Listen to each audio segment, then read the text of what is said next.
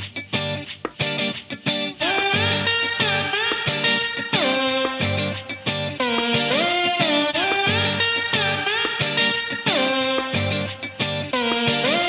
to you from deep in the heart of Texas, this is Punk Brats, a podcast focused on the lives and experiences of our military brats. We didn't serve, we got served. Now here are your Punk Brats, Rose and Lisa. Hey, it's Rose. Hi, it's Lisa. We're the Punk Brats. Hey, Rose. Hi, Lisa. It's so nice to see you again. Happy spring. Do you feel all the spring? Do you feel the love in the air, like that spring? Oh, gosh. I love spring because it leads us to summer, and summer's my favorite season. Yeah. But this weather we're having is just so nice. And I'm not going to get so into it because weather is boring, but we have been experiencing some higher winds that I've never experienced before. Unpredictable weather. Yeah, very unpredictable. But yeah. So anyway, what's been happening in your world? So I want to start off by answering Jacqueline's question. Jacqueline from Texas wants to know from our last episode. She wants to know what policies affected us as military brats negatively. So I had to ponder on this one because I can't really remember anything that affected us negatively.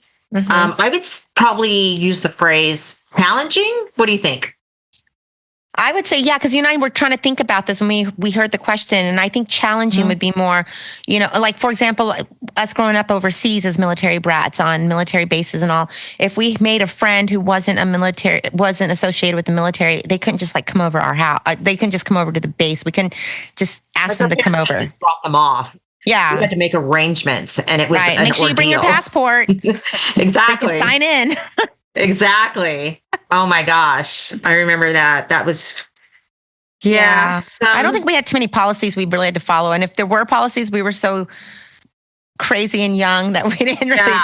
I'm thinking I am understanding the question, but like as far as sometimes, we grew up in the height of the Cold War. So we would have terror threat levels. Always. Which was part of our daily lives, which would just tell us before we leave the house, oh, you're going to need one ID to get on base, or you're going to need two forms of identification. So then we know to take our military ID card and our passport, stuff like that was just basically a pain in the ass. Oh my gosh. Big time pain in the ass. And like the Gaddafi crisis during the 80s, going to school. And that was another thing. Mm-hmm. Yeah, where we had to have soldiers on our school bus carrying M16. So that kind of, mentally, visually, I guess was, could be frightening, but it was, seeing weapons growing up was not a big deal for us. I don't mean to laugh, Rose. Normal.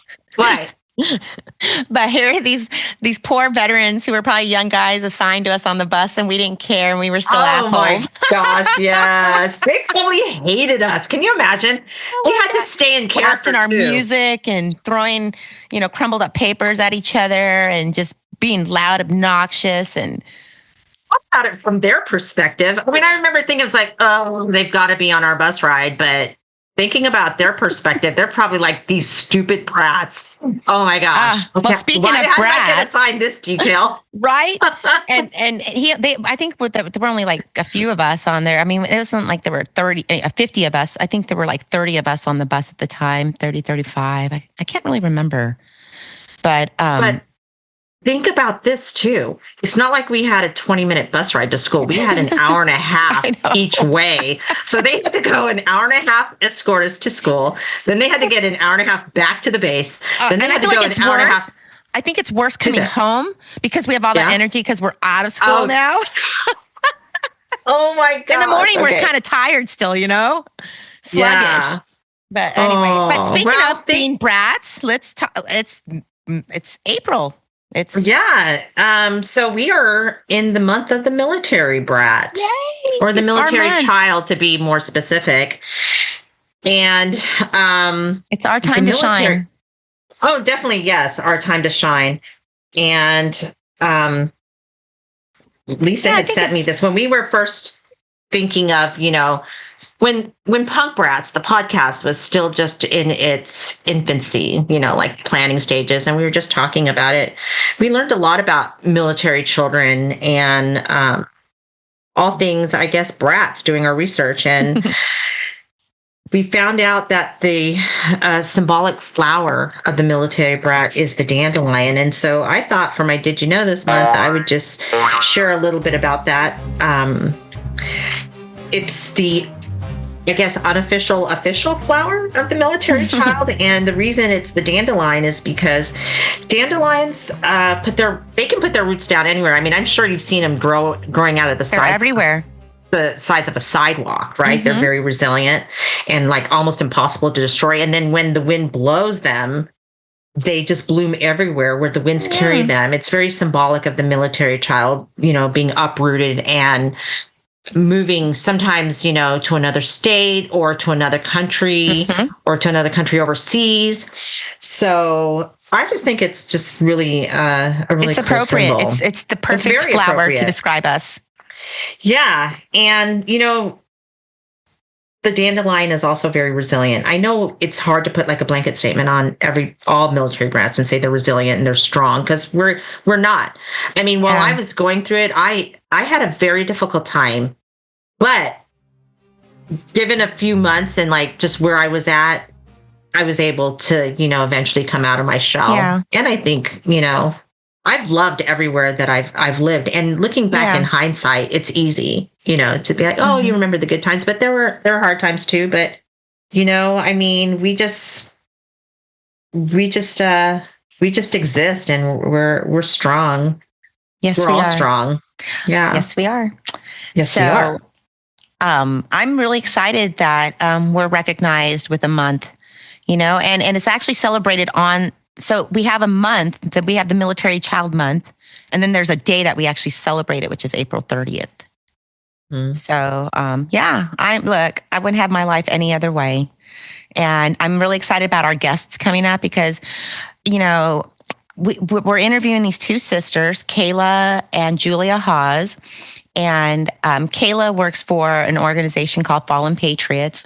They're a nonprofit organization that assists military children of fallen patriots to go to school, and they're just an awesome organization. So I'm really looking forward to learning more about that organization. But we wanted her to bring her sister on too, Julia, because I mean, they're 2 years apart like you and me, and I just thought it would be fun to get a perspective from military brats who are siblings. So these are our first siblings we've had. Yeah. And it's only our second episode where we've had two guests on simultaneously, which I thought the last time was so much fun. So, yeah. Hey, shout out to Kimberly and Brad. Yeah. From Brad Kimberly. Legacy Films. So anyway, okay, Rose. Well, one thing that I really want to touch on when we talk with them is the other thing is like you talked about the challenges. We're always talking about how happy military brats are and the happy times and all. And this season, we've kind of taken a turn to really focus on the challenges of being a military brat. Our first two seasons, it's all happy. Not that we don't have happy stories, you guys, but we want our audience to see the perspective of a military brat from all angles, the good and the bad. Exactly. We're a raw podcast. We are unfiltered, and we want to hear what it's like. And it's not always pretty for everybody. So I'm looking forward to learning how they got involved with, because obviously, they had a parent who they had lost. And so making them eligible. And that's how we learned about Kayla and Julia, because they're recipients of the scholarships. And then next, Kayla's working for them. So we're going to learn all about that and them and the organization. So I look forward to that. Awesome. Yeah. So you want to bring them out? Sure. All right, let's bring them out. Welcome, Julia and Kayla Hawes. Hi, you guys. I'm Lisa. Hi, nice to meet you. Hi. Hey, I'm Rose. Why are you laughing? Is it the way that So you guys, that was Julia and Kayla saying hi, but Julia, hi. Hi, how are you? She's so soft-spoken. You're so soft. How are you guys? We have the Hawes sisters talking to the Quintero sisters today. Welcome you guys to the Punk Brats. Yeah, thanks for having us. All right, Rose, take it away. Well, I'm super excited that you're here. This is only the second time that we've had two guests on at the same time. And I find that lots of fun. And this is going to be extra special because y'all are sisters, just like we're sisters. So I think this is going to be exciting. So let's get to know y'all a little bit. Each of you just let us know where you were born, what branch of the military that you are a brat, and take us through your early childhood through high school graduation, college graduation. Sure. So I'm Kayla. I was born on Fort Benning, Georgia, to my mom and my birth dad. Me and Julia share the same birth dad. They were both active duty in the Army when I was born. They switched to the Guard, and my mom remarried when I was about 4 to my dad, who was active duty in the Army for 24 years. So heavily an Army brat. I currently reside in Arlington, Virginia. I'm right outside the Pentagon. But I claim West Point, New York as home, even though Texas was kind of our last duty station. So a little bit of everything. I think I've lived in 9 states now. Wow. Wow. That's a lot of states. Yeah. Mm-hmm. What about you, Julia? I'm Julia. I was born in Connecticut, my mom's birth town. Didn't really live there that long, but my mom ended up marrying our dad, and we lived in quite a few places. I can kind of go over that because Kayla didn't. We lived in Michigan, Maryland, Japan, Texas, New York. Wow. And Kayla lived in Georgia as well. Well, you hit 2 states. Texas is where I was born, Fort Hood. So I'm a native Texan. So, and then our father's from New York. So when we were growing up, we would visit New York very often. Our dad's from the city. And so we have that connection with y'all. And the other connection, Rose, did you hear where they said Japan? Yes. We'll talk about that later. I got all excited when I heard Japan. Yeah. Wow. Okay. So you guys have moved around a lot. You guys, and y'all are Army brats like we are. So, go ahead. So, Rose, I know you were about to ask them. Sorry, I didn't.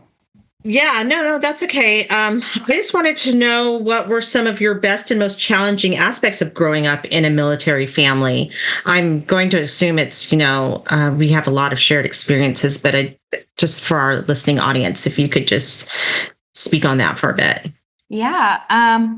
Overall, I would say it was relatively positive. I mean, there's some challenges with growing up with people that are in the military, whether their behavior, moving around a lot, things like that. But I am a social butterfly, and I believe that the reason I am that way is because I had to move around so much and make new friends every 2 years. So I personally loved that. I liked getting to go to new places. I liked redecorating my bedroom. I liked first day of school. I liked meeting new friends, and I still keep in touch with all of them. So that was the most special part, but also the hardest whenever we would make best friends and then having to leave them 2 years later. Leave us before we left. So definitely a blend, but overall, I loved being a military kid. So I'm grateful for everything that brought me. Awesome. Yeah, the goodbyes are always the hardest. Definitely. Mm-hmm. Yeah. And what about you, Julia? I definitely agree. The best and also simultaneously the worst part is the moving. I really enjoyed moving around, and I'm glad I ended up in Texas. I've been here for about almost 12 years now, and I'm pretty sure I'm going to stay here for quite a while. I love Texas. It's a great state. I mean, look, just the other day, right, y'all? It was I was looking outside in my backyard, and it was nice and sunny. And it was so nice that I even pulled out my camera to take a picture to share with my family. And then a few drops started dropping, and I'm like, what? Oh, wow. So I go inside and I say to my husband, like, hey, a few drops are dropping. There's a little raindrops drop, outside right now. And then literally 2 minutes later, it's hell. Yep. Sounds like Texas. Yeah, it was crazy. And but I just love everything about Texas too. Yeah. Well, I moved to Texas from Los Angeles, where the weather is just constant, right? There's really no change. So when I moved here, one of the first things people would tell me is oh, well, if you don't like the weather, you can just wait 10 minutes. And I was like, what? What are they even talking about? Well, I learned pretty quickly. It's yeah, you can experience all 4 seasons in one day.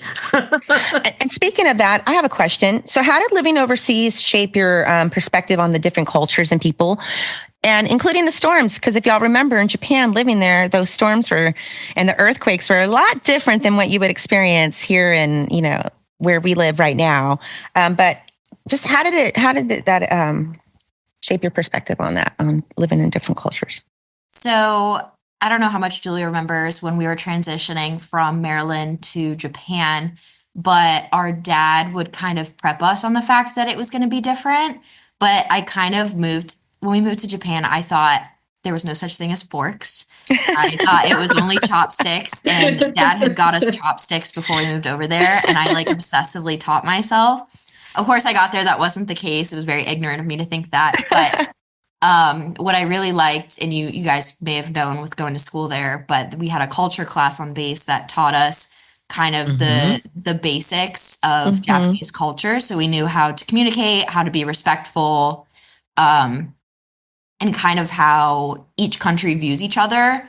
And then it was also very important to my dad to teach, at least he taught me, why we were there, why the American military's presence was so important overseas, especially Japan, and kind of described them as our ally, that we were there to protect them and they were there to back us up, and just kind of gave a unique perspective as to why we were there, and made me very grateful to be there with people that were kind of on our side. But very different, very unique situation.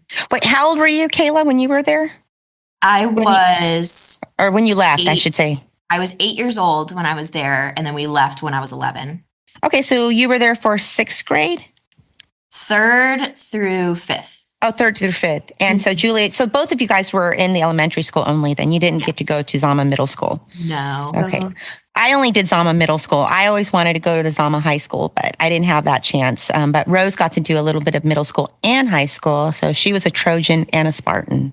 Oh, fun. I don't even know if Sagamihara had a mascot for their elementary school.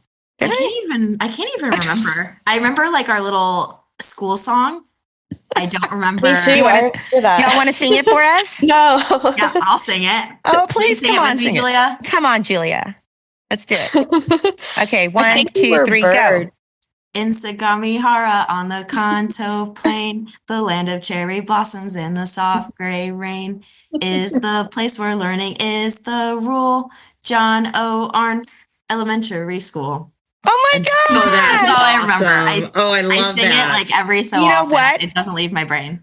Rose and I are going to call our baby sister when we hang out with you guys and have her see if she remembers that song. Yes, ask her I doubt if she she forgot. remembers it. Now I was realize great. I didn't remember the whole song, just the end part. Just the end part. Oh my gosh, that was awesome. That was really, really cool. I think you're our first guest who sang anything on our show. Well, I've tried, I think, once, but I was screaming, doing something heavy metal or something. I don't remember. But so after y'all left Japan, where did you guys go? We went to West Point, New York. Wow, that's a big change. A huge change. But Wow. we loved it there. So did your father, he worked at West Point, or did he graduate from West Point? Did he go to? No, he actually went to Norwich University, which was, we joke, the school that you pay to get hazed in, because it's not a free ride like the academies. He was a Norwich grad, and so was my grandpa, which is why he went there. But no, he was the provost marshal for the base, so he was the head of emergency services, so police, EMTs, and firefighting. But how exciting military police. that you guys were exposed to that whole West Point campus and to see that, it's just so prestigious when I see just on TV, or meet someone from West Point, or see the West Point weddings and the graduations. Just everything about West Point's pretty cool. So it's stunning, and we actually weren't supposed to move there, but they were going to deploy. Well, they did deploy our dad to Iraq, and it was at the height of the war in 2007, and so they kind of knew there was a chance that he might not come home. And so in the event that he was killed, he wanted us to be near family. And our mom is from about an hour away from West Point. So he fought for us to get that duty station. So that way we could live on base, be surrounded by the military, but also be only an hour away from home, just in case something were to happen. And nothing did, thankfully. But that was the reasoning. We weren't supposed to go there, and it was very unlikely for us to go there, but it worked out.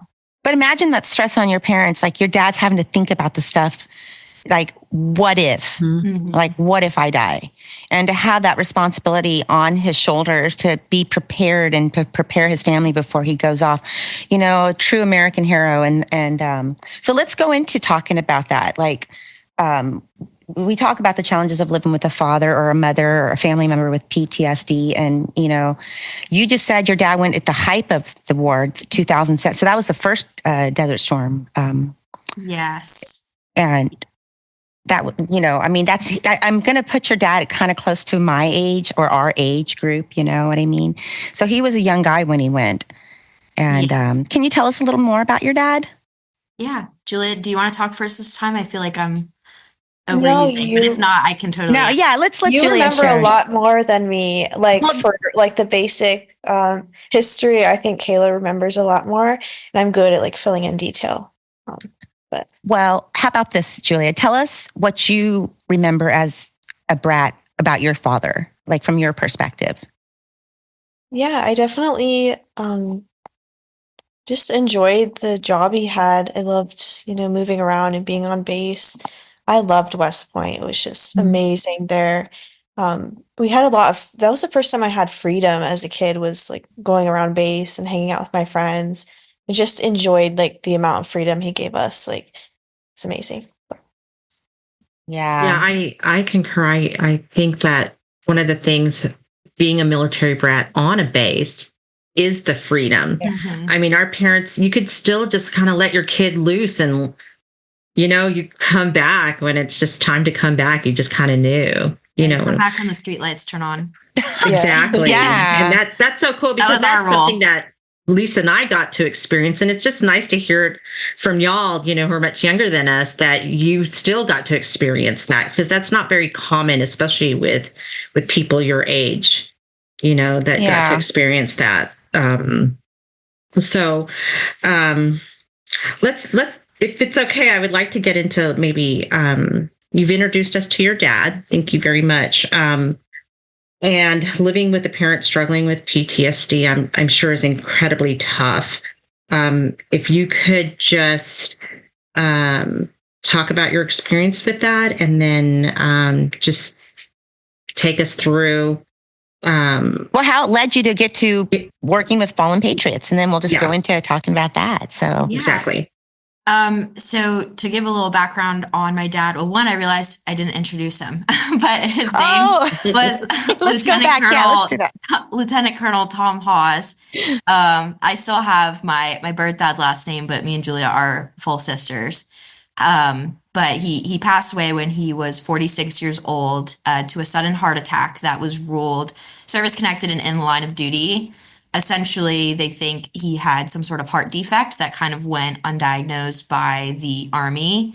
That paired with just the wear and tear of serving for 24 years, the stress of the job at being at U.S. Army South and being ahead of so many soldiers, they think just kind of took its toll, which I'm sure having PTSD and things like that didn't help. He was definitely, while I love him and miss him, he was a very challenging individual. He was incredibly strict, incredibly aggressive, and kind of a hothead.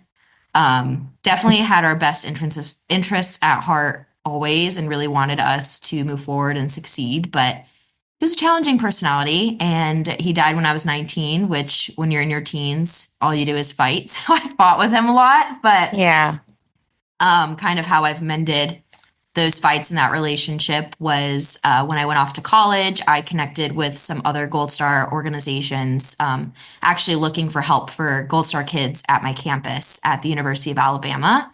I worked for the VA there and just kind of found a love for serving veterans, and found out about my job, Fallen Patriots, reached out to them. They offered to help with all of my college expenses that weren't already covered by the VA, and they helped me with the rest of my time there, and met the CEOs at like a career networking event in New York City that they sent me to, and with a bunch of their partners on Wall Street, which was incredibly cool. And it just became my dream job after that. So I got my master's in nonprofit studies, and now I work full time on their development team, where I focus in fundraising, more so on their gala side. So I help lead the 3 galas that we have every year, which is so much fun, but it's very impactful it's very cool kind of getting to work behind the scenes to help other kids. And Seth and Julia currently receive funding from them. So it's really cool when I'm at the events and I see someone donate money and know that it could go to my siblings is a really cool feeling. So it's been a dream job. I love it. I've been with them for almost 2.5 years and I have no plans of leaving anytime soon. So that's been really special. One thing I love about you guys is that I can tell that you're as sisters, you're close. You're protective. I can tell, Kayla, just talking with you, you remind me of my older sister, Rose.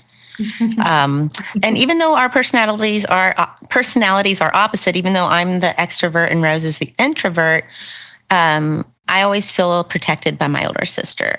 And I think it's that military upbringing of just when we were on military bases and our parents weren't home, they were gone. We were those latchkey kids where, Rose carried our house key around her neck. And it really sucked when you forgot the house key though, huh? And we had to sit outside and wait for mom and dad to get home. That's happened more than once. We've talked about that in past episodes. But no, I just love that you, one thing about being a military brat is, I'm maybe this is not all military brats, but I can speak for myself. I feel like the military life brought my family closer and brings us closer. And to this day, even at our age, we still have triggers and talk about, crazy things. And so, yeah, I'm really happy to have you both on here today. Yeah, thank you. Yeah. I hope Julia can say that, but I'm not going to lie. I was a bully to her growing up and she knows that. And she's staying quiet to be polite. But I love her very much. I love Seth and Julia both very much. We fight a lot, but I would murder somebody for them. I don't know if you have to say that. Oh, yeah, there's a baby brother. Yeah, I always tell people we fight hard, but we love hard too. But what were you going to say, Julia? Oh, I was saying I made Lisa aware that Kayla was going to do most of the talking and that I'm totally fine with that. So this is what I expected. That is me too. I mean, I'm totally like that. As you can see, that Lisa's usually the lead. Well, my background, Kayla, was like you said, director, development. You do development, and my background was development. So yeah, you have to shake a lot of hands, talk to a lot of people, and all that. So exactly, anyway. It helps with my job a lot. Yeah. So now that y'all have touched on your experiences, do you have any advice you would give, I guess, to other military kids who are going through similar struggles? My biggest piece of advice, and I only give this because it's worked for me, is when our dad passed away, we had bought a house in Texas and we lived kind of far from the base. And so we were kind of separated from the military lifestyle by that point. And what has kind of helped me moving forward is finding connections within the military space. So working in a military career field, but also really connecting with other children that have the same upbringing as me, because they might understand why I respond to certain situations a certain way. They're going to understand how maybe I feel about different news events, things like that. And so really kind of focusing on finding a group of those people with those similarities, because it's kind of an immediate friendship. I mean, every Gold Star kid that I meet, we're instant best friends, and it's because you have I love that unspoken bond. Oh yeah, all of us are on staff, so 50% of our staff is Gold Star kids, and I've known them all for like 7 years. So, and you're in DC, right? I'm in Arlington, technically. Arlington. Well, guess what? Specific, we're staying we're going to be there in just a couple of weeks. Oh, no way. Let me know when you're in town. DC. Yeah. We're going to be catching the first game. We're really happy. We're going to go out there and meet up with the Stars and Stripes newspaper and catch a Nationals versus Dodgers game. And we're going to have a good time. But I have another question. So we always talk about military brats, the fun stories, and then there's the challenges, this and that, right? What do you each miss the most about your childhood as a military brat? What was let me rephrase that. What's the most memorable experience, something that's so unique and fun that y'all did that you feel you only did because you were a military brat? I'll let Julia answer that one. Okay. Well, I figure you'll each have your own answers, right? So go ahead, Julia. You go first. I think I kind of already touched on that, just being able to wander the base freely, hanging out with my friends, and feel safe. So living in Japan was your most exciting time? Living on a base in Japan? West Point, I think, as well. Oh, West Point. I missed that a lot when we moved to San Antonio. very different experience in school for me. Dealing with being off base, that was very hard adjustment. But definitely, like, my advice to the kids also would be to take advantage of every opportunity you're given, try all the sports there, try everything. That was like a great privilege as well, was being able to, you know, Kayla can speak on that too. We tried every single sport and extracurricular activity because it was free. You know, dance, we did golf, Right. softball, So it's a Dodd school on West Point. Y'all went to a Dodd school. Yes. It's a military school. Okay. Because you know how some military kids are stateside brats and they go to public school still off, you know? Yeah, no. So that's our why I was dad kind of thrown was off on when you base. said on base. To me, when you say on base, to me, I think overseas. And Oh. so that's the different perspectives that we all No, have. we lived on base at West Point, and again, that was largely because of the strings my dad pulled to that way. Because technically, even when they assigned us there, they wouldn't let us on base because he didn't have orders to the base. He had orders to Iraq, and we were supposed to live off base in Connecticut, and he fought for us to get put Got on it. the wait list, and so we ended up living on base. They had a DoD elementary and middle school. Got and it. so, Okay. I went to the middle school, and Seth and Julia went to both. Okay. And then the high school was off base. So like I did my Got it. first 2 years of high school there, and it was very different. So what was your most memorable? What can you think of that stands out in your memories? I think again, West Point was also my favorite. We still had early curfews and stuff like that, but it was cool being able to kind of march around campus and play on all these like historical grounds and like monuments, and it was encouraged. And then you could just go watch the cadets play sports. We could go watch football, rugby, lacrosse, Oh, cool. hockey, and you could just walk in. And our dad also got free tickets to most of it because he ran security, so that was nice. But I would say one of the most special memories, and I still talk about this, was when our dad was in Iraq. My mom, or our mom, entered us to win Jonas Brothers tickets, and I told her about this the other day. Yeah, I was just talking about it at work, but we got selected, and it happened to be when our dad was back for like a week from Iraq, so he was able to take us, and so we had to meet at like a Burger King in New York City. It was hosted by Burger King, and we got like free tickets to the concert. We were like on the news, and then we got free meet and greet passes. So we all got to meet the Jonas Brothers. So we have like a photo of all Fantastic. of us. No, Lisa has the photo. I'm going to post it. I will share it. Definitely. We'll let our listeners take a look at that picture. Yeah, when I saw it, I was like, oh my gosh, they're with the Jonas Brothers. I spent so many hours picking out that specific Hollister shirt. Like Nick Jonas was going to notice me. I remember being so panicked. I think I shaved my legs so quick because just in case I met him. Well, I mean, I did meet him, but in case he fell in love with me. But yeah, it's funny seeing somebody like my dad, who is so like aggressive and manly, like standing next to the Jonas Brothers. You could just tell that was not his environment. And my mom probably had to beg him to take us because there's no way he would have agreed to that on his own. Oh my gosh. But that was probably one of my favorite memories, where we got to pull the whole military kid string and got something cool out of it.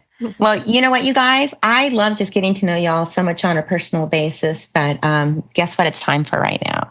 It's time for the lightning round. You ready? This is my favorite part of our interview. So this is just a bunch of rapid fire questions. Just say whatever comes to your mind, the first thing that comes off your head. If you get stumped, you can always say pass. So I don't want this to be any like anxiety. But some guests get anxiety from this, and I was like, what? It's not meant to do that. So anyway, I'll ask a question, and y'all just chime in first, whoever wants to go first, and then the other one can just answer, okay? Well, just so the audience, since they can't see, we're going to go with Kayla answering first, and then Julia. Yeah, let's do that then. So Kayla, you want to go first, and then Julia, you can answer after? Yes. Okay, so question number 1. What is the best pasta shape and sauce? Oh, cavatappi, pesto. Julia? I think bow tie, because it like has crevices that holds all the sauce, and pesto as well. Yeah. Awesome. Okay. Would you rather meet your great-great-grandparents or your great-great-grandchildren? My great-great-grandparents. Yeah, I Julia? agree with that as well. Okay. Next question. What is the last movie you watched in a theater?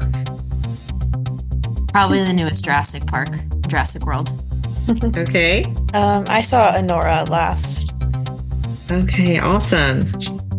Would you rather live in a treehouse in the forest or a tiny home on the beach? Tiny home. Yeah, tiny home as well. Cool. What are you eating for your last meal, including a drink? Crab legs with a Diet Coke. I would think maybe sushi, a nice latte. Okay. And a beer. If you could, oh, that sounds good. So, if you could wake up speaking any language fluently, what would it be? Japanese. Yeah, I agree with Japanese as well. Okay.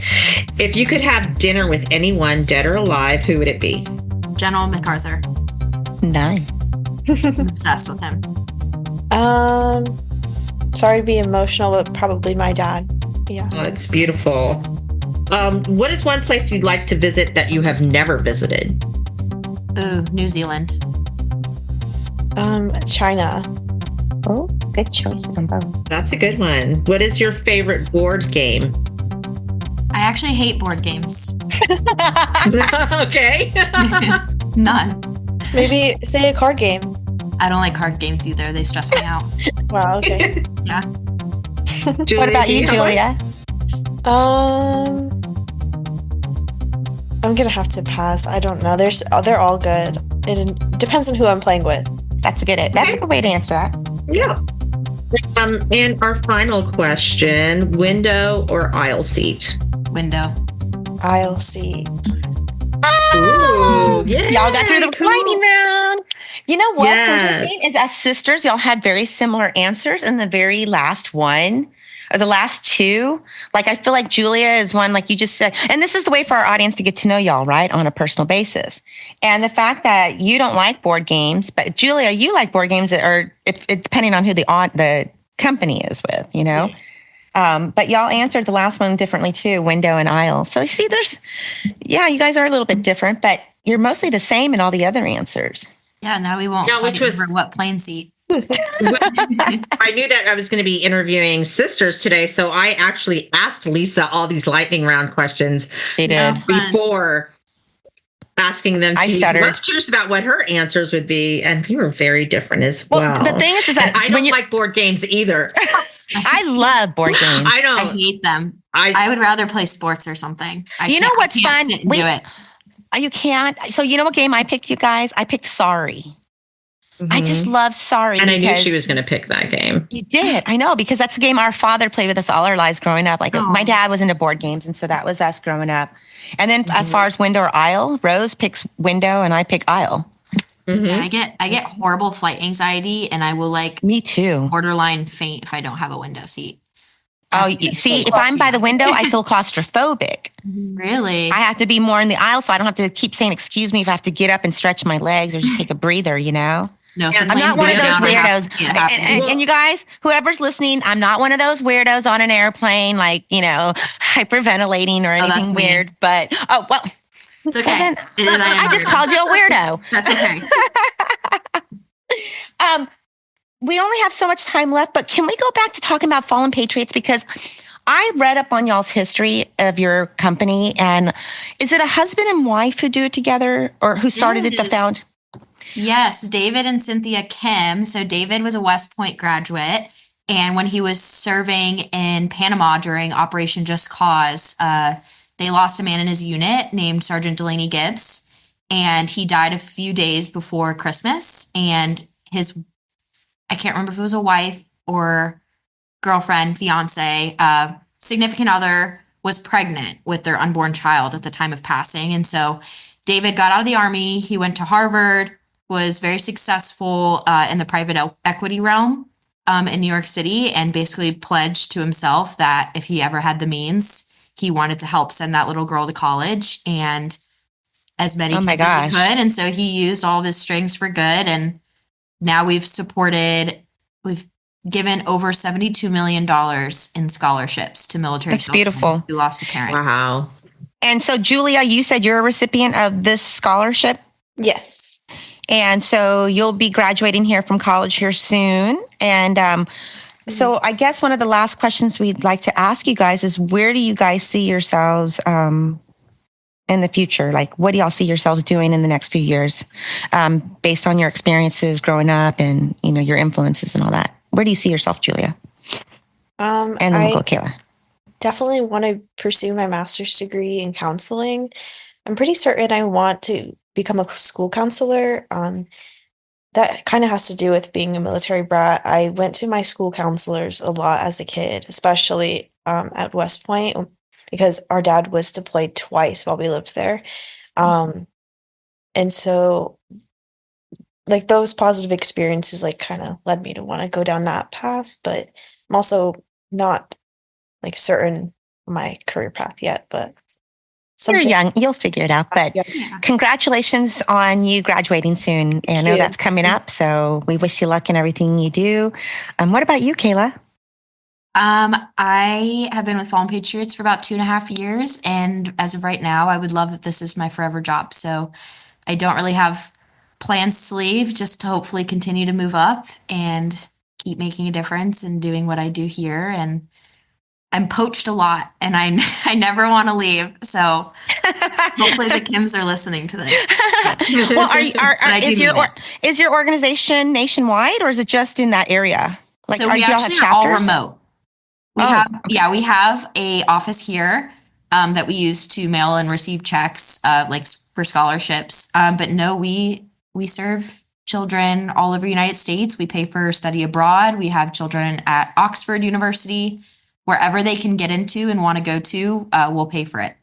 So wow. Well, we will definitely push Fallen Patriots on our website. And of course, when we're promoting y'all's episode, which I'm so excited to release. And if you ever come across any kids that lost their parent, either in the line of duty or service-connected causes, feel free to share my information with them and we can get them registered. And if they've already gone through college and have student loan debt, that's something that we also look at. So would love to help. Now, do they have to have gone to college, or what about children who decide like to go to trade school, or they decide not to go to college and they want to open up their own business? Do they have resources through your organization as well? Yeah, so we cover anything that's a first degree. So whether it's associates or bachelor's, we'll cover trade school, cosmetology school. We've also had some students who opted to not do schooling, but instead become a mechanic. And we pay for all of those startup tools. I love that. Okay, great. Yes, it's pretty much anything after high school that can kind of help set them up. And if they decide there's nothing else they want to do, we will also just pay for a laptop for. Wow. So say they decide they want to join the military. Yeah. And don't want to go to college, we will pay for a laptop for them to take with them as they join the military. So our goal is to touch about 25,000 kids that we estimate are out there. So since we're closing out, why don't you tell us, Kayla, how everybody can get in touch with you? Give us, the contact information. How can they start by giving that information, please? Yeah. So our website is www.fallenpatriots.org. My personal email is kayla@fallenpatriots.org. And we can be found on Instagram at Fallen Patriots. Nice. Thank you. All right, Rose. This is the part we don't really like. Well, as military brats, we don't ever say goodbye, hoping that our paths will cross later. So we always say, see you later. So I'll go ahead and say, see you later. See you later. See you later. As I say always, another great interview. Julia was a little shy, wasn't she? Wow. Yeah, wow. She was. No, she reminds me of you. You're like, because we're behind a mic and all, people don't understand, like, introverts introverted for a reason, you know. But like we said, I don't really think I'm introverted more so. I think I'm more shy because once I do get to know you or if I'm comfortable in a situation, I'm certainly not introverted. Yeah. I really enjoy talking to those sisters and they're so cute because their lightning round, their answers were similar, but then at the very end, they had that little bit of opposite of them. One picked aisle, one picked window. Like you and me. But anyway, you guys, if you miss our episodes or want to catch our new episode or want to catch some past episodes, visit our website at www.punkbrats.com. All right. So anything else that we need to hit upon or?